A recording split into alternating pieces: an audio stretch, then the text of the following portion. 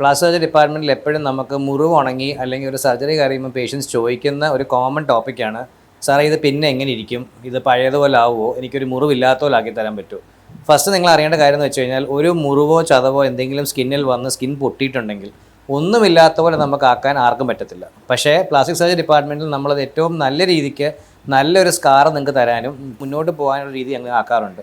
Scar എന്ന് വെച്ചാൽ ആ സ്കാർ നമ്മൾ from the time that you see the wound കാണുന്ന സമയം തൊട്ട് പിന്നുള്ള മാസങ്ങളിൽ ആ സ്കാറിൻ്റെ ഷേപ്പ്, കളറ്, അതിൻ്റെ പെയിൻ സെൻസേഷൻ എല്ലാം കുറയും കൂടും മാറിക്കൊണ്ടിരിക്കും. സർജറി കഴിഞ്ഞ് ഒരാഴ്ച കഴിഞ്ഞ് കാണുന്ന സ്കാർ ആയിരിക്കത്തില്ല നിങ്ങളുടെ ഒരു 3 മാസം കഴിഞ്ഞുള്ളത്. ആ കാലം സമയം നമുക്ക് വേണ്ടത് നമുക്ക് സമയം കൊടുത്തേ മതിയാവും. നമുക്കത് സ്പീഡപ്പ് ചെയ്യാൻ പറ്റത്തില്ല. അത് ബോഡിയുടെ ഓൺ ഹീലിംഗ് ടൈമാണ്. യൂഷ്വലി നമ്മൾ ചെയ്യുന്ന ടെക്നിക്സ് വെച്ചിട്ട് നല്ലൊരു സ്കാർ നിങ്ങൾക്ക് തരാനും വളരെ കോസ്മെറ്റിക് ആയിട്ടും വളരെ നല്ല രീതിക്കും അത് നിങ്ങൾക്ക് മുന്നോട്ട് കൊണ്ടുപോകാനും പറ്റും.